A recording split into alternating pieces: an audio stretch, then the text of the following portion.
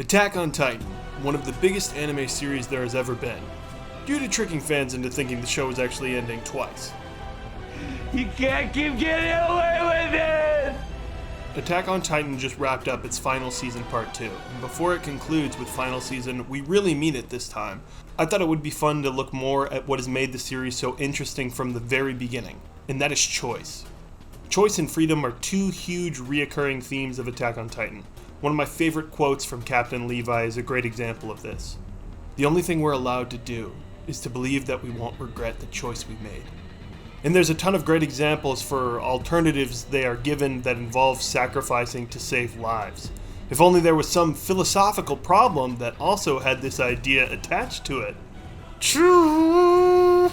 The trolley problem, for those needed a refresher, is a simple exercise in which there are 5 people tied to a track and 1 on an alternate track, with the train headed to the group of 5, and you have been given the choice to change the path of the train to save those 5 people, but at the cost of choosing to end that one life. There are of course many iterations of this that include familiarity with that one person, the age of the people involved, and even the large man example where instead of pulling a lever, you now have to willingly push a big dude in front of the tracks to stop it from hitting the 5. The purpose of these, of course, to give your own code of ethics in very hypothetical situations.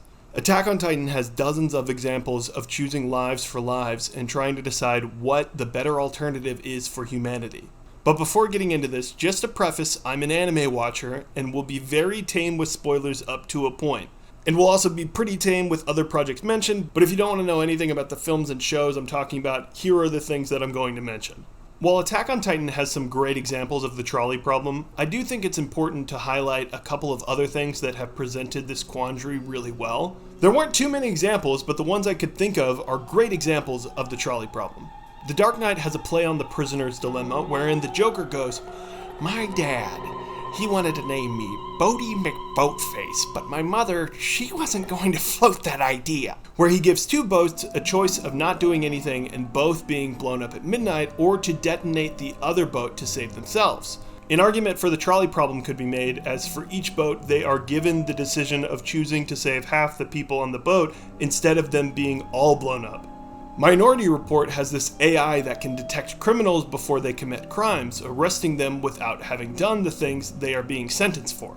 While a little different view, it is a very interesting logical question that combines predestination to convict people before others are affected. If somehow we lived in a deterministic world, would it be advantageous to lock up people before they even made those choices that would harm several others? I'd rather let 1,000 guilty men go free than chase after them.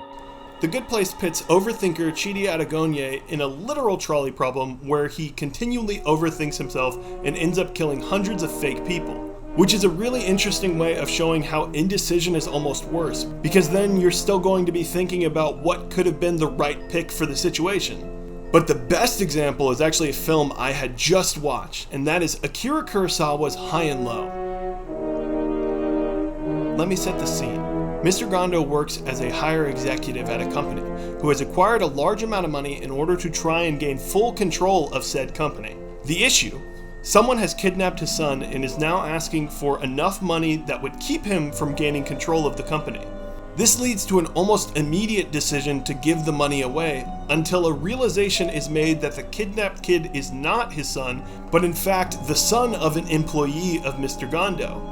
Which leads to a different mindset that is much more hesitant with trading your dream away for someone else's kid. I love this depiction because typically with the trolley problem, it's saving lives overall. But instead here, it is used to assess the value of a life, even of someone you're not as close to. And on top of that, I think it's an immediate way to understand Mr. Gondo as a character.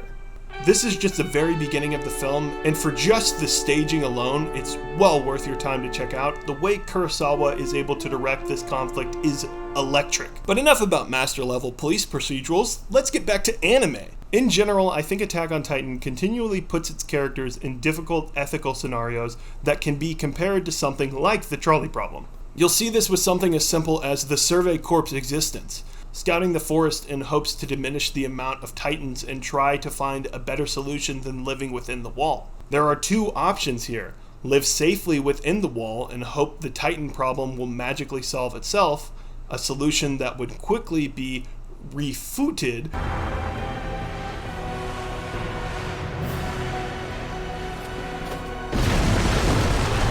Quite literally with the Colossal Titan in episode 1, or lose lives from the Survey Corps in order to no longer be at the mercy of the Titans. While this isn't as straightforward as something like the trolley problem, it is the exact same process.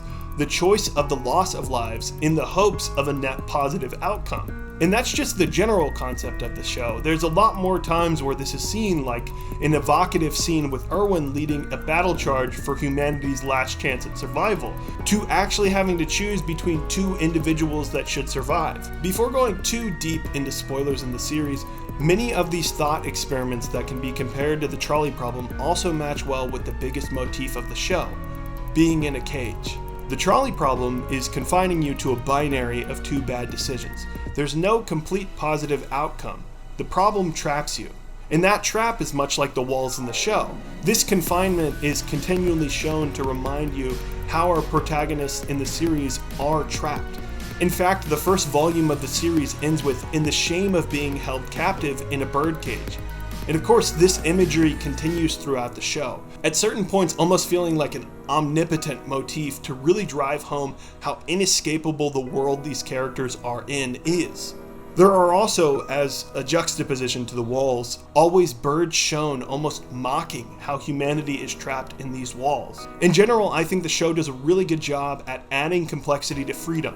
There's a lot of great questions that come in discussing the series, but we're at the point where I can no longer skirt around huge spoilers in the show. I highly recommend watching the show with as little knowledge as you can, so get out of here, scram, and come back when you've finished final season part 2. At this point in the show, there are tons of angles and moments to break down and analyze. Watching this week to week constantly keeps me on the edge of my seat with earth-shattering reveals like what is actually in the basement, to being possibly topped with the greatest Uno reverse card that has ever been played in all of anime, to another reminder of how epic the ODM gear can look in this show. All of this stuff can kind of distract from the huge trolley problem that has been discussed and is currently being played out in the series, which is of course the rumbling.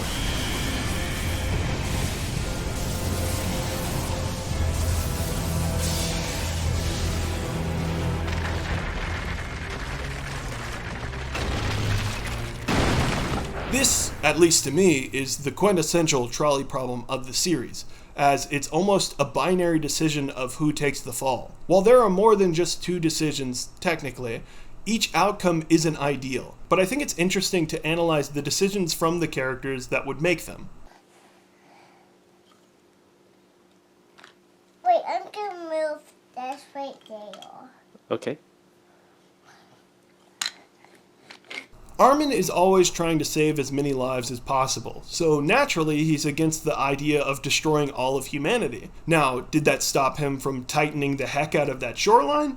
Armin's goal is the least amount of casualties, so of course he leans towards the idea of doing the rumbling to show they mean business and not actually acting on it. This idea isn't the most ideal because Eldia is only protected as long as they have the Titans needed to create the rumbling, and Marley probably wouldn't be the most inclined to letting the Eldians be, on top of the fact that this would not really solve any of the issues in Marley.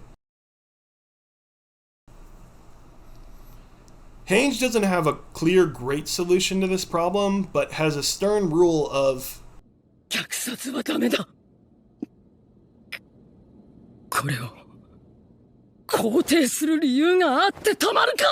think this is the rule that we can all come together to agree on, and shows what the character disagrees with to at least narrow down their options. While clear-cut, I think it's still an important voice amongst others.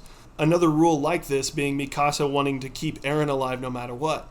And I think in general this episode is a great illustration of the complications that come when trying to compromise with a big group of people. There are so many different motives, like idolizing someone, wanting to save your people from war, just wanting this fight to be over, and wanting to even the score. Jean is a little bit different in terms of his outlook on the rumbling, as his decision is more a reflection of his wants and motives. He is given a decision to make off possibly being fat and happy amongst the winning side of history, or fight for a slim chance of stopping the rumbling from occurring. While this isn't as definitive as some of the characters' choices for the rumbling, it is telling to choose to fight against a great atrocity even though it might not affect him. The most complex of the bunch, Zeke finds a new path from the binary of Eldians to destroy Marley, or Marlians to destroy Eldia, which is an equally terrible option of the sterilization of the entire Eldian population. This, of course, would bring the erasure of the entire Eldian race, but at least they can live out the rest of their lives happily and totally not have to worry about any possible prejudice still existing after that decision was made, right? Ignoring the daddy issues that might have led Zeke to reaching this conclusion, his dad who abandoned him wanted to bring the rise of the Eldians, so he just so happens to want to do the opposite of that. We see what you're doing, Zeke. This is a terrible idea that almost feels worse, even though it's removing the trolley problem theoretically. It is still back to a decision of genocide, just in a different context that is still at the detriment of the Eldians.